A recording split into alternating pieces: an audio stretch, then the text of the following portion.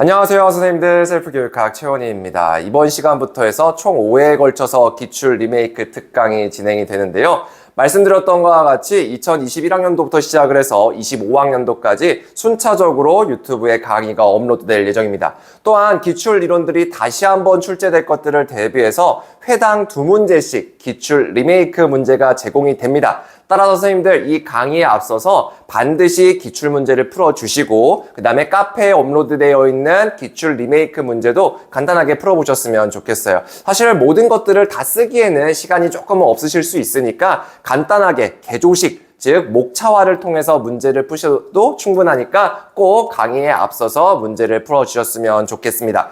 자, 그러면 이제 우리 첫 시간 2021학년도 시험에 대한 문제풀이를 진행하도록 할게요. 2021학년도에서는 학생의 선택과 결정의 기회를 확대하는 교육이라는 주제로 교육과정, 교육평가, 교수 설계, 그 다음에 우리 교육행정과 관련, 의사결정과 관련된 문제들이 나왔습니다. 제가 2021학년도부터 이제 시작을 한 이유가 뭐냐면 2021학년도부터 바로 비로소 현장형이라는 문제가 본격적으로 출제가 나오기 시작을 했어요. 사실 그 이전까지는 이론형 문제가 주로 나왔었고 이론형 문제 같은 경우에도 간단하게 개념, 특징 이런 것들을 물어봤었고 굳이 지문을 보지 않고서도 충분히 풀 수 있었거든요. 근데 21학년도부터는 현장형 문제, 방안이라든지 실행 방안 이런 것들이 나왔고 반드시 지문을 읽어야지만 문제를 풀 수 있게끔 구성이 되었습니다. 따라서 21학년도 시험 굉장히 재미있는 문제고 되게 좋은 문제다라고 할 수가 있습니다. 자, 난이도 같은 경우에는요.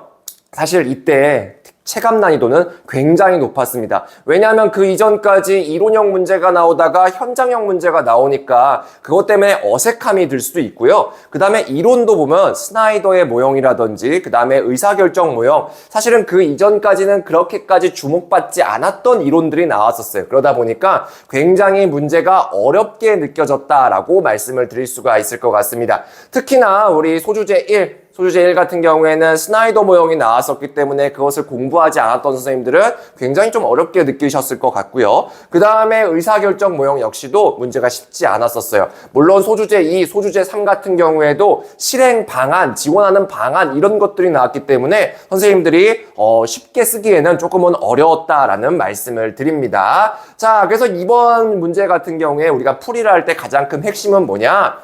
지문에서 교사가 언급한 게 있습니다. 그 교사가 언급한 것이 무엇인지 어떤 이론인지 정확하게 아셔야 돼요. 물론 그렇다고 해서 명칭을 쓸 필요는 없어요. 명칭을 쓰는 문제가 아니라 그런 것들의 장단점을 쓰는 것이고 그런 것들을 적용하는 방안이었기 때문에 명칭을 답안에서 쓸 필요는 없지만 지문에서 얘기하는 그 이론들이 무엇인지 정확히 파악하는 것이 중요하다라고 말씀을 드릴 수가 있을 것 같습니다.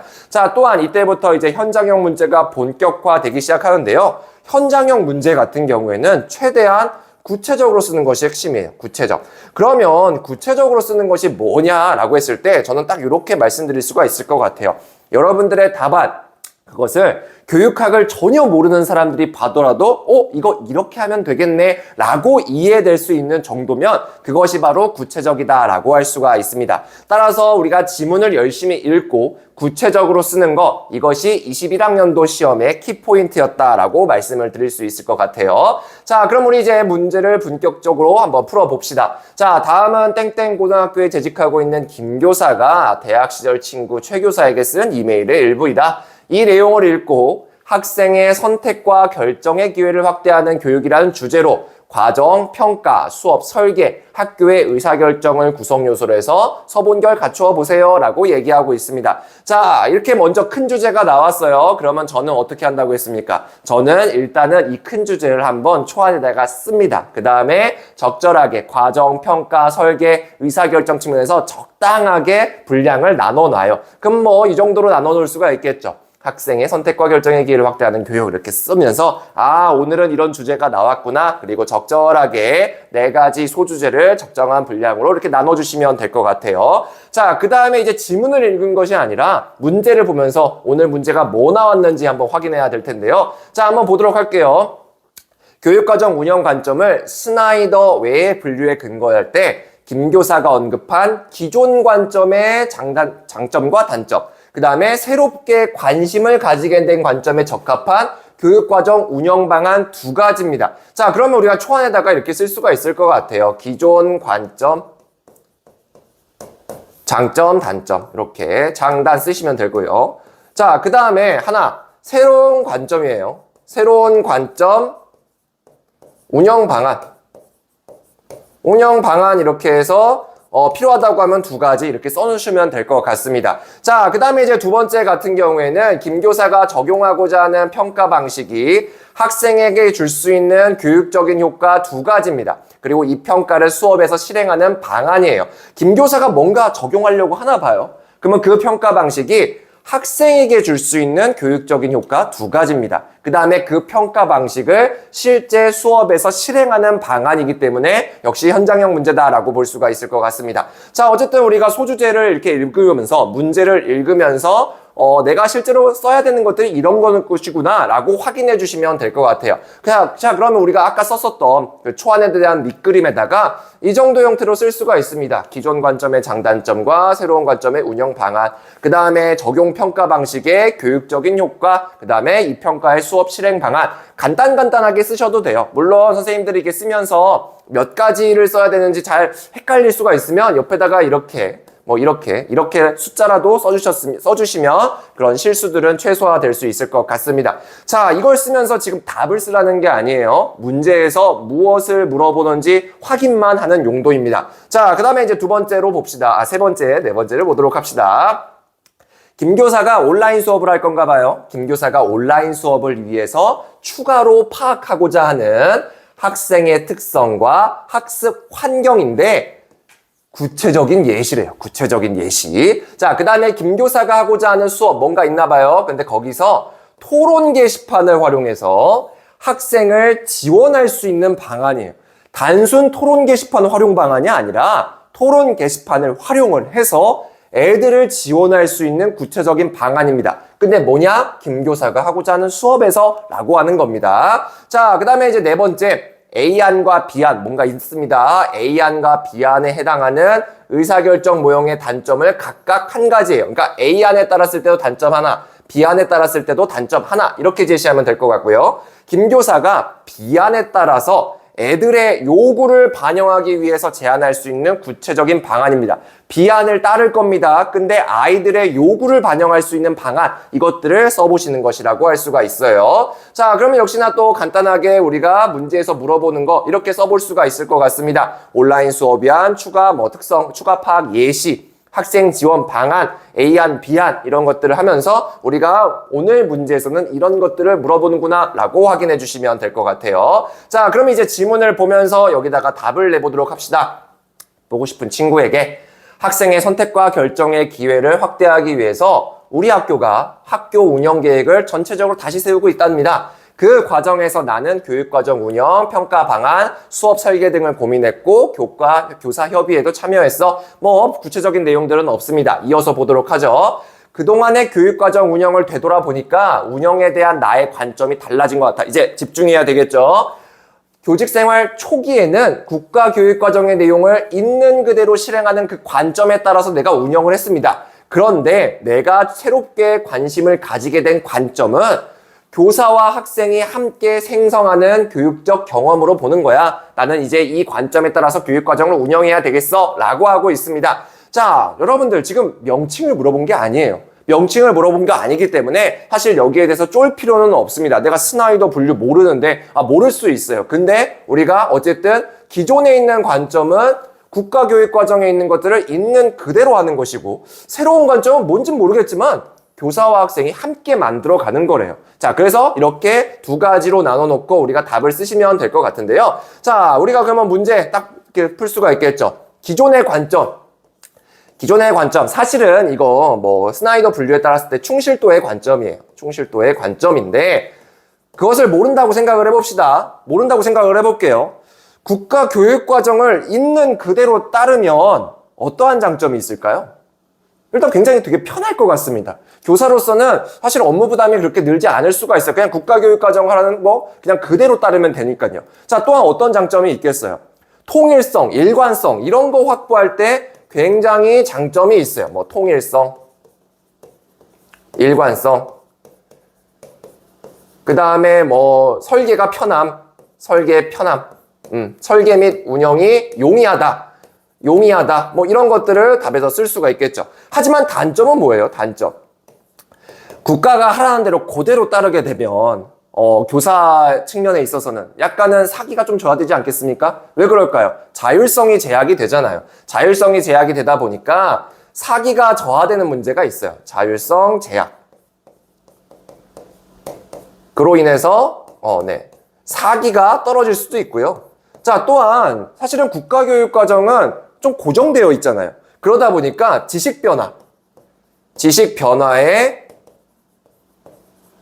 능동적 대응이 될까요? 안 될까요? 안 되겠죠. 능동적 대응에는 조금은 한계가 있습니다. 자, 이런 것들을 이제 단점으로 써볼 수가 있을 것 같아요. 자, 새로운 관점은 학생들과 함께 만들어가는 그런 교육과정 운영 방안이다라고 할 수가 있습니다. 자, 물론 이거는 생성의 관점이다라고 얘기를 하는데요.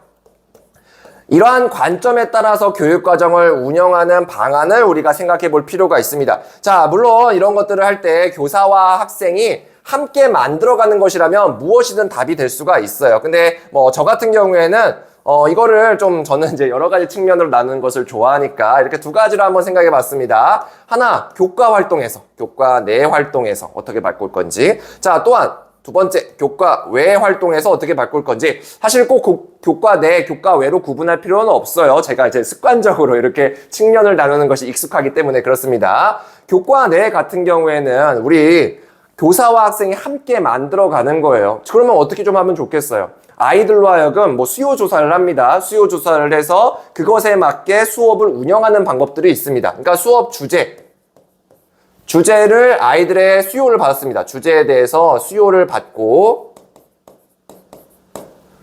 그것에 따라 교과 활동합니다. 그것에 따라 교과 활동이 진행되면 될 것 같아요. 자, 그 다음에 교과 외 같은 경우에는 뭐 방과후나 창의적 체험 활동 이런 것들이 있어요. 그래서 이거 역시도 학생들로 하여금 수요를 받아가지고 방과후 프로그램을 만든다던가 이렇게 한 다음에 그것에 대해서 선택권을 주는 거 이런 것들이 우리가 좋을 것 같습니다. 뭐 방과후 프로그램이라든지 아니면 창의적 체험 활동에 있어서 선택권 부여하는 게 있어요. 그래서 이런 것들이 우리가 어떻게 보면 새로운 관점에 따라서 교육과정을 운영하는 방안이다라고 할 수가 있습니다. 자, 이런 거 말고도 여러분들 또 쓸 수 있는 거, 뭐 학교 자율시간 괜찮고요. 자유학기제 괜찮아요. 아니면 뭐 통합교육과정 운영, 그 어떤 것도 상관이 없습니다. 여기서 중요한 거는 뭐냐? 교사와 학생이 함께 만들어간다. 자, 그 다음에 더 나아가서 큰 주제가 뭐였어요? 선택과 결정의 기회를 확대하는 것이기 때문에 그런 것들하고도 연관돼서 설명해 주신다고 하면 전체적으로 일관성도 확보할 수가 있겠죠. 자, 그래서 이 정도 형태로만 우리가 문제를 풀어주시면 좋을 것 같아요. 자, 그 다음에 선생님들 이제 추가적으로 좀 말씀을 드린다고 하면 우리 스나이더 분류에 따랐을 때 크게 세 가지가 있잖아요. 세 가지. 하나, 국가교육과정을 있는 그대로 한다는 충실도의 관점이 있고, 교사에게 자율권을 부여하는 것이 있습니다. 교사에게 자율권을 부여하는 거, 상호 적응의 관점이 있어요. 상호 적응의 관점. 이거는 교사의 자율성, 교사의 재량권, 교사의 자율성, 자율권. 이런 것들을 생각하시면 될 것 같고요. 그 다음에 세 번째가 교사와 학생이 함께 만들어가는 형성 또는 생성의 관점. 이런 것들이 있습니다. 여러분들 잘 아실 겁니다. 그래서 이런 분류들 정확하게 좀 아셨으면 좋겠는데 선생님들 우리 요즘은 형성, 생성의 관점 이런 것들에 따라서 교육과정을 많이 운영하려고는 합니다. 다만 이거 학생이 참여하는 거예요. 학생이 참여할 때의 장점 뭐겠어요? 학생 참여의 장점이라고 하면 학생 맞춤형 교육이 가능하다라는 장점이 있겠죠. 하지만 단점은 뭐예요? 애들이 참여를 합니다. 그러다 보면 체계성이 조금 떨어질 수가 있겠고 너무 흥미 중심으로만 가게 되면 기초학력 저하 이런 문제가 나타날 수가 있습니다. 따라서 여러분들 형성 생성의 관점 이런 것들을 할 때 장점과 단점을 고루 생각해 주시면 좋을 것 같아요. 자, 그 다음에 이제 소주제 2로 넘어가도록 합시다. 오늘 읽은 교육평가 방안 보고서에는 애들이 주체가 되는 평가가 학습에 도움이 된다라는 내용이 담겨져 있었어. 내가 지향해야 할 평가의 방향으로 적절한데 내용이 구체적이지는 않더라. 학생이 스스로 자신을 평가하게 되면 어떠한 효과를 거둘 수 있을지, 그리고 내가 수업에서 이러한 평가를 어떻게 실행할 수 있을지 더 자세하게 알아봐야 되겠어. 자, 그러면 김 교사가 적용하고자 하는 평가 방식은 뭐예요? 스스로 자신을 평가하게 하면, 즉 자기평가죠. 자기평가. 이러한 자기평가가 학생에게 줄 수 있는 교육적인 효과, 또한 자기평가를 수업에서 이제 실행하는 방안, 이런 것들을 우리가 답에서 써주면 되는 겁니다. 자, 그럼 한번 보도록 할게요. 자, 이러한 자기평가 방식의 교육적인 효과를 써야 돼요. 학생에게 주는 교육적인 효과죠. 자, 제가 학습자에게 미치는 효과, 이런 거면 크게 두 가지 측면을 생각해 볼 수 있다라고 얘기했어요. 하나는 머리, 인지적인 측면, 하나는 마음, 정의적인 측면이에요. 교육 효과, 학습자에게 미치는 효과는 이렇게 두 가지 측면에서 본다고 하면 굉장히 다채롭게 접근할 수가 있습니다. 자, 인지적인 측면에서 스스로 평가하면 좀 뭐가 좋아지나요? 인지적인 측면에서. 바로 스스로 계획하고 점검하고 조절하고 평가하는 메타인지 능력이 길러집니다. 뭐 따지자고 하면 뭐 자기주도성도 괜찮을 것 같고요. 우리 행위주체성도 있죠. 이런 것들이 길러진다라고 보시면 될 것 같습니다. 인지적인 측면이니까 메타인지 하면 가장 심플할 것 같아요. 자, 그 다음에 정의적인 측면에서는 어떨까요? 학생에게 자율권을 주는 거예요. 학생에게 자율권을 부여하게 되면 그로 인해서 자율성 욕구가 충족이 됩니다. 그리고 자기결정력이 생기기 때문에 학습 동기가 유발이 된대요. 그 누가 얘기한 거예요? 바로 대시와 라이언이 얘기한 겁니다. 그래서 대시와 라이언에 따랐을 때 자율권을 부여하면 자율성 욕구가 충족이 되니까, 그래서 학습 동기가 유발이 되는 거예요. 정의적 측면에서 가장 많이 쓰는 게 학습 동기잖아요. 그런데 이런 학습 동기가 유발되는 이유를 대시와 라이언 이론을 통해서 우리가 쓴다라고 하면 충분히 논리적인 답안을 쓸 수가 있을 것 같습니다. 자, 또한 자기평가의 이제 수업 실행 방안인데요. 자, 자기평가를 수업에서 실행하기 위해서 좀 어떻게 하면 좋냐? 자, 아이들 보고 자기평가를 해보라고 합시다.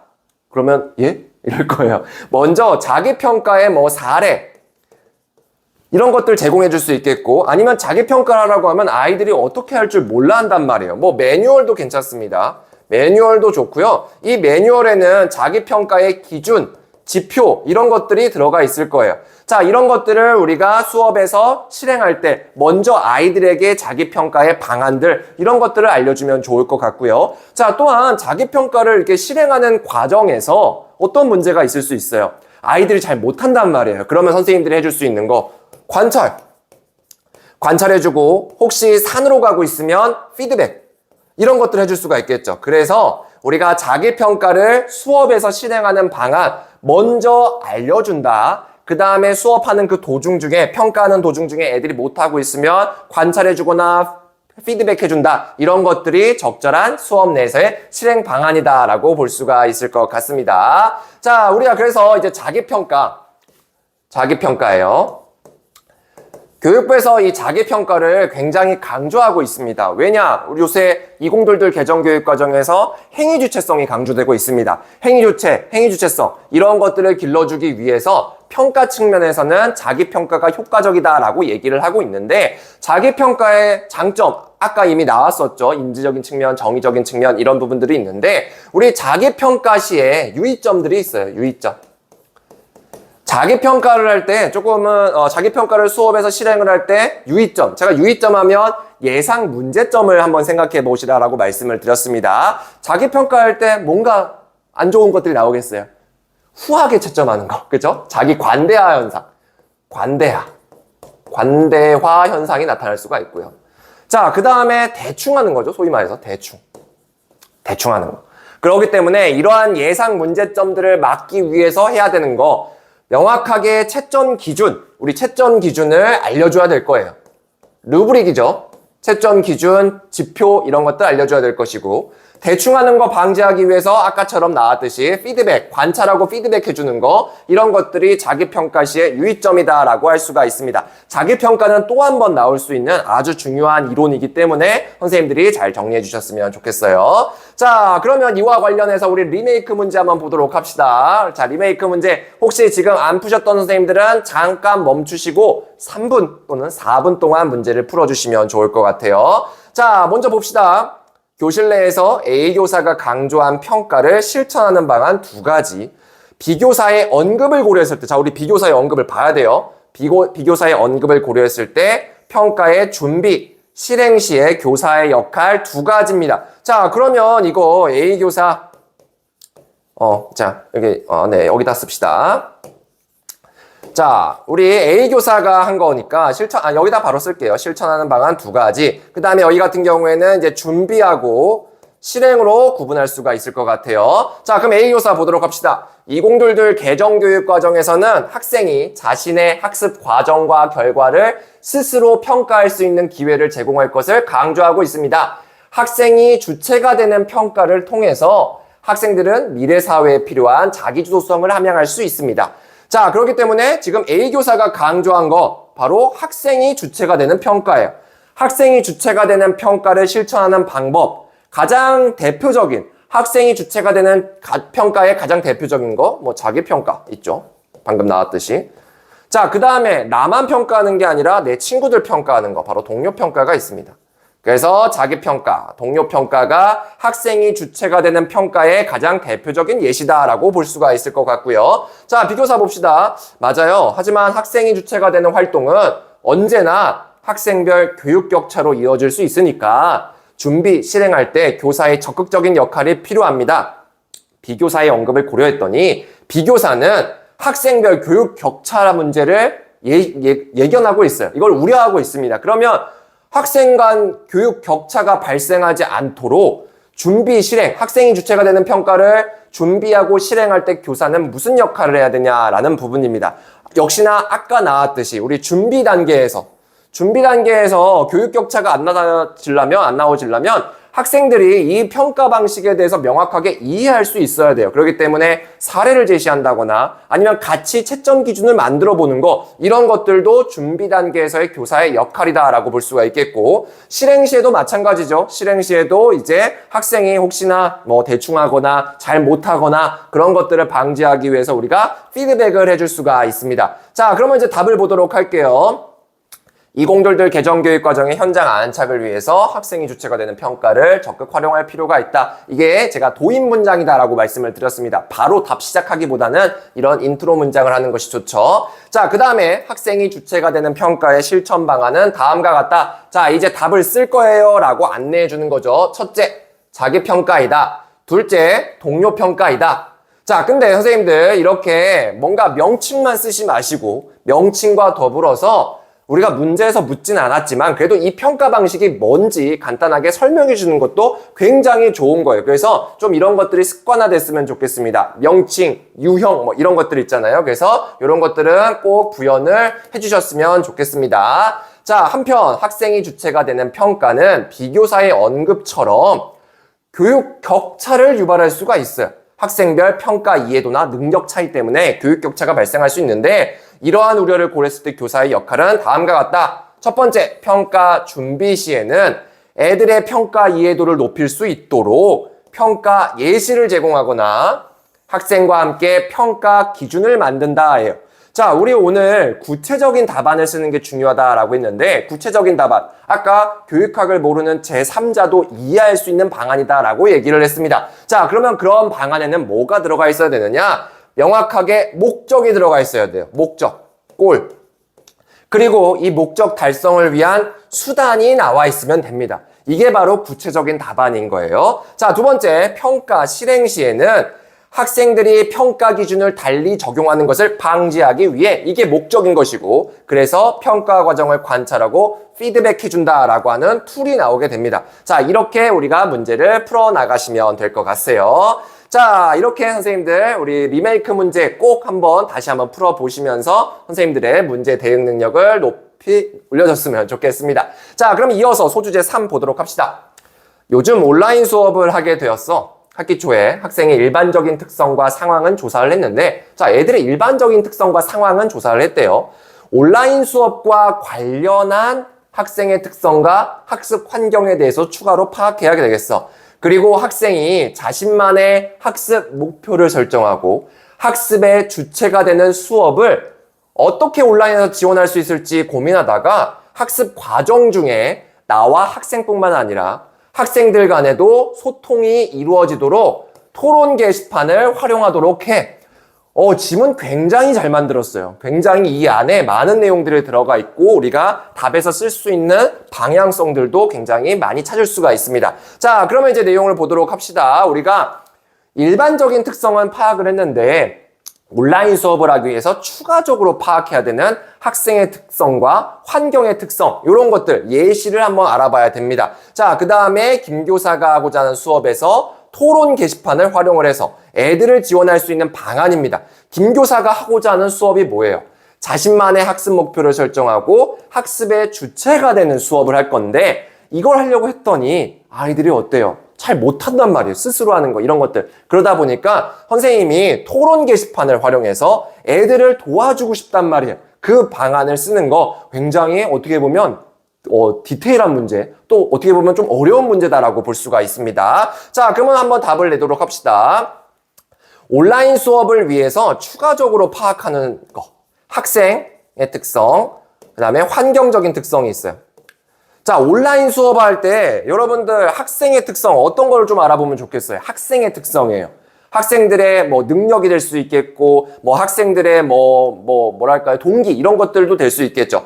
특히나 온라인 수업에서 가장 중요한 거, 바로 자기주도 능력이거든요. 그래서 우리가 온라인 수업에서는 추가적으로 파악해야 되는 것 중에 하나가 자기주도성. 왜냐하면 온라인 수업에서는 아무래도 교사가 즉각적인 피드백을 주지 못해요. 직접적인 피드백을 주지 못해요. 그러다 보니까 학생의 자기 주도성이 교육 격차로 이어진다라는 그런 내용들이 너무나 많거든요. 그래서 우리는 학생들의 자기 주도성들도 확인해야 될 것이고요. 그 다음에 온라인 수업을 하다 보면 온라인 기기 이런 것들도 많이 만지잖아요. 그래서 학생들의 기기 활용 능력 이런 것들도 추가적으로 파악해야 되는 학생 특성의 예시다라고 볼 수가 있습니다. 자, 또한 환경과 관련해서는 어떨까요? 온라인 수업할 때 필요한 환경. 시설 기자재죠. 시설, 기자재.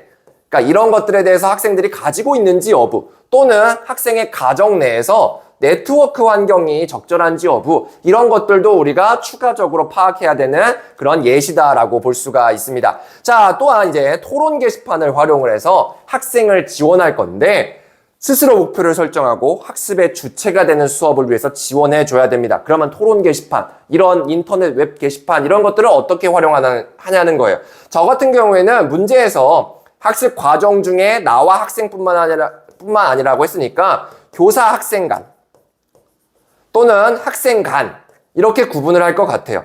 지문에서 나와 있으니까 지문에 있는 내용들을 충분히 활용해보자 라는 겁니다. 교사와 학생 간에는 어떻게 토론 게시판을 활용할 수 있느냐? 가급적이면 목표 설정하고 연결시켜주면 좋을 것 같아요. 즉 교사가 먼저 토론 게시판에다가 다양한 학습 목표를 제시해 놓습니다.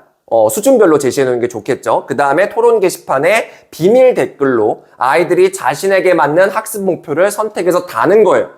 그렇게 된다고 하면 교사와 학생 간의 소통도 이루어지고요. 스스로 학습 목표를 설정하는 거, 이런 것들을 도와줄 수가 있게 됩니다. 자, 또한 학생끼리는 또 어떨까요? 학생 간 토론을 잘하게 하기 위해서 주제별로 토론 게시판을 오픈해 놓고요. 그런 것들이 활성화될 수 있도록 지원해 줘야 돼요. 그러려고 하면 토론 규칙이라든지 토론 방법이라든지 이런 것들을 교사가 간단하게 안내해 놓는다고 하면 거기서 학생끼리의 소통도 활성화될 수가 있을 것 같습니다. 예시 답안에 구체적으로 써놨으니까 선생님들이 그것들을 확인해 주셨으면 좋겠어요. 자, 이번과 관련돼서 선생님들에게 좀 알려드리고 싶은 거라고 하면 저는 이 온라인 수업을 위해서 추가적으로 파악해야 되는 학습자 특성, 환경의 특성 이랬을 때 이거 라이겔루스다라고 생각이 들었어요. 라이겔루스 교수 설계 변인이 있습니다. 우리 교수 설계를 할 때 변인이 있는데 크게 세 가지로 구성해 놓죠. 첫 번째 뭐예요? 조건 변인. 조건 변인, 그 다음에 방법 변인, 그 다음에 결과 변인 또는 성과 변인, 뭐라도 상관이 없습니다. 자, 이렇게 세 가지가 있죠. 조건 변인의 핵심은 뭐예요? 교사가 또는 교수 설계자가 통제 불가능한 제약 조건이에요.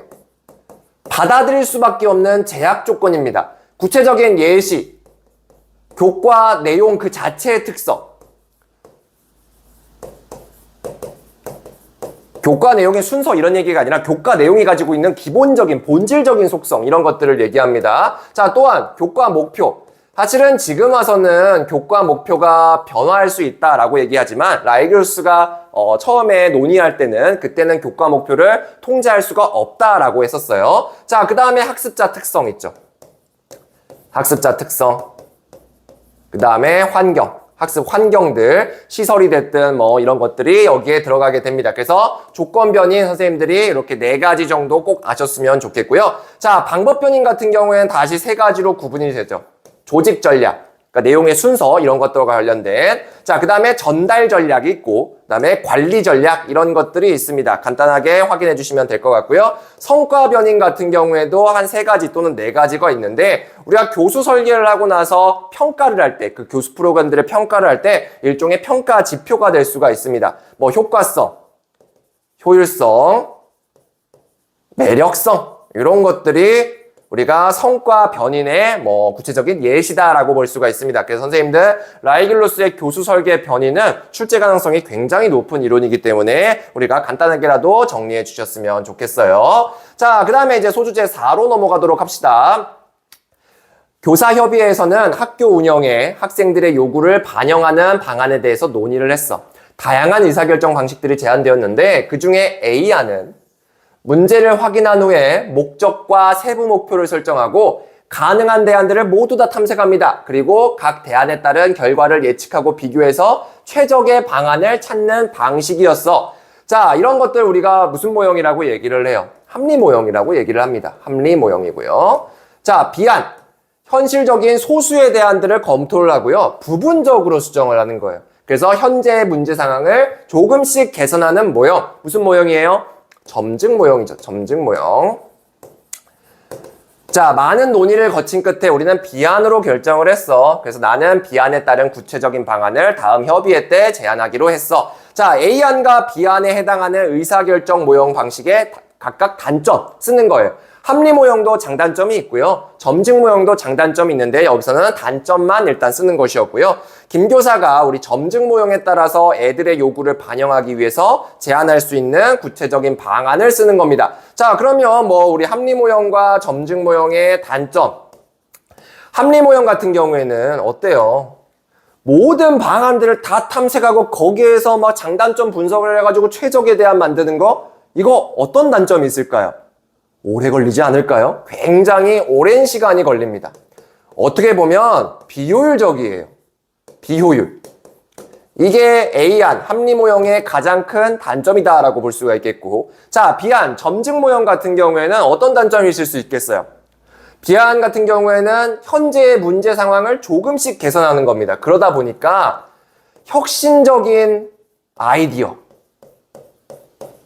창출은 아무래도 어려울 거예요. 그래서 이런 것들이 단점이다라고 볼 수가 있을 것 같습니다. 자, 그 다음에 점증 모형으로 결정을 했고 점증 모형에 따라서 학생의 요구를 반영할 수 있는 방안이에요. 근데 이것들은 조금 어렵지 않게 생각했으면 좋겠는데 우리가 교육을 할 때, 교육과 관련된 의사결정을 할 때 학생들의 의견을 반영하는 방안 이런 것들을 생각해 주시면 될 것 같습니다. 예시 답안에서는 제가 썼듯이 교사가 제약 조건을 통해서 몇 가지 대안, 한 3-4가지 정도를 제안을 하면 그 안에서 학생들이 조금씩 수정해 나가는 그런 방식들로 운영을 하면 된다. 구체적으로만 써주시면 될 것 같습니다. 자, 이렇게 우리가 기출문제를 한번 또 풀어봤고요. 자, 우리 여기서 봤을 때 이제 합리 모형,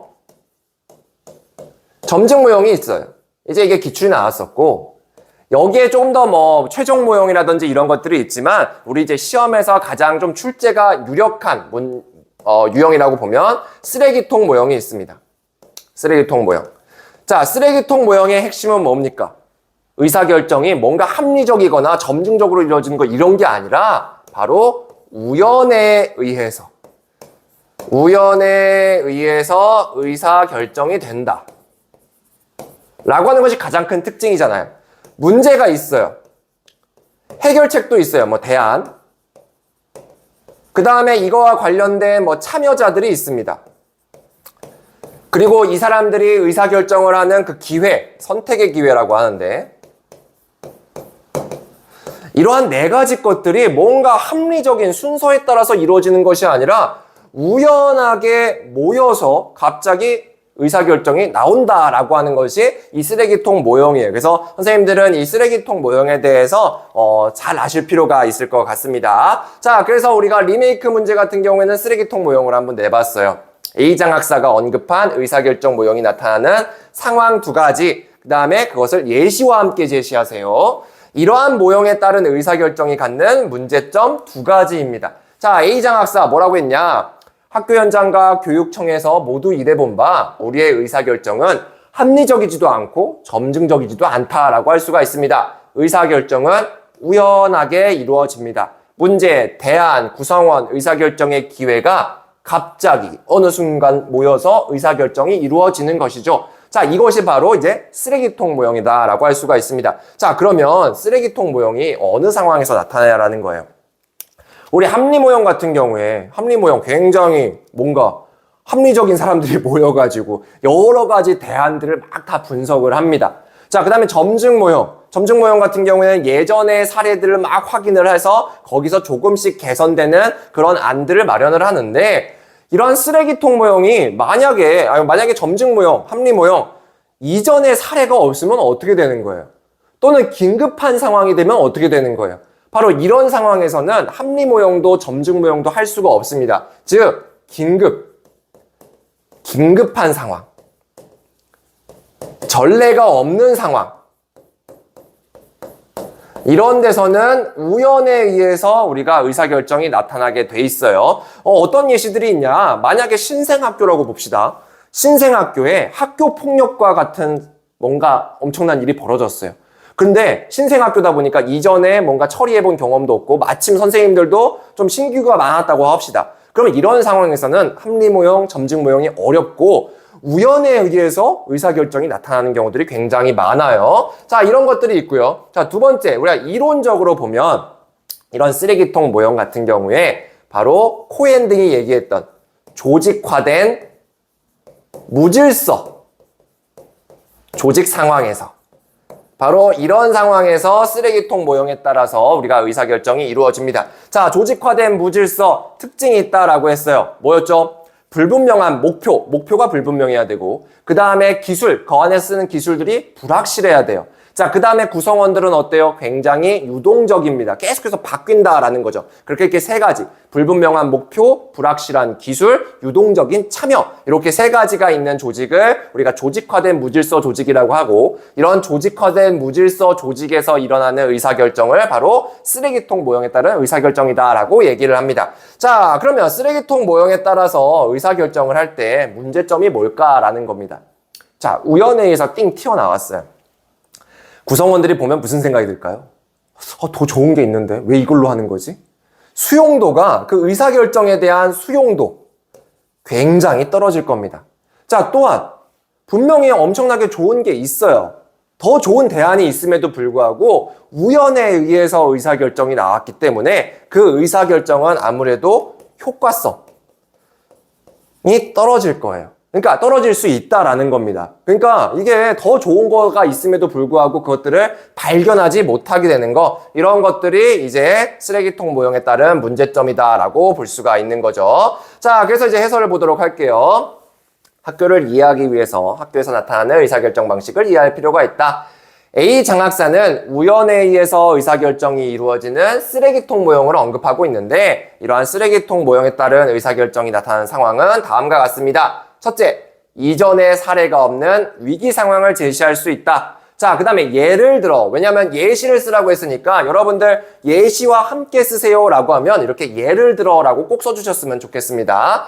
신생학교에서 발생한 학교폭력 문제가 있는데, 그런 것들이 사회 문제로까지 만약에 비춰진다라고 봅시다. 그러면 신생학교, 야, 무슨 합리 모형이고 점준 모형이고 못해요. 쓰레기통 모형에 따라서, 그러니까 합리적인 대안 검토나 구성원들의 막 참여 이런 것에 따른 의사결정보다는 우연한 계기로, 외적인 요인들로 인해서 의사결정이 이루어질 수 있습니다. 자, 두 번째, 조직화된 무질서 조직 상황이에요. 자, 예를 들어서 학교 조직의 목표가 불분명하고 업무 매뉴얼도 명확치 않고 구성원들의 변화가 큰 경우, 이런 경우에는 우연한 계기로 의사결정이 이루어지게 됩니다. 자, 이러한 모형에 따라서 의사결정이 갖는 문제점은 다음과 같아요. 합리성이 굉장히 떨어져요.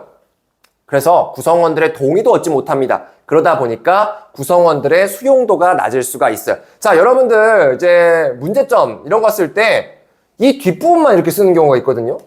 의사결정에 대한 구성원들의 수용도가 낮습니다. 그거 왜요? 왜? 이 why, 이유도 같이 써주세요. 이유를 반드시 써주셔야지만 여러분들이 쓰는 문제점, 장점, 단점들이 논리적일 수가 있습니다. 자, 두 번째. 효과적인 대안이 있음에도 불구하고 이를 발견하지 못해요. 이게 이유예요. 그래서 의사결정의 효과가 낮을 수가 있다. 이게 문제점이 되겠죠. 그러니까 선생님들한테 제발 부탁드리고 싶은 게 바로 이런 부분들입니다. 장단점, 문제점 이런 것들은 반드시 이유와 함께 써주셨으면 좋겠습니다. 자, 이렇게 오늘은 첫 번째 시간 2021학년도 기출문제를 풀어봤고 리메이크 문제까지도 같이 풀어봤습니다. 자, 2021학년도 시험과 관련돼서 여러분들이 꼭 기억해야 될 이론, 바로 학생이 주체가 되는 평가, 자기평가와 동료평가 이것들을 기억해 주셨으면 좋겠고요. 그 다음에 의사결정과 관련돼서는 쓰레기통 모형, 특히나 쓰레기통 모형이 나타나는 그런 상황들 이런 것들까지 잘 정리해 주셨으면 좋겠습니다. 자, 선생님들 이렇게 오늘 강의 듣느라 너무 고생 많으셨고요. 그러면 우리 다음 시간 2022학년도 기출문제를 통해서 여러분들과 함께 만나 뵙도록 하겠습니다. 그럼 오늘도 힘내세요.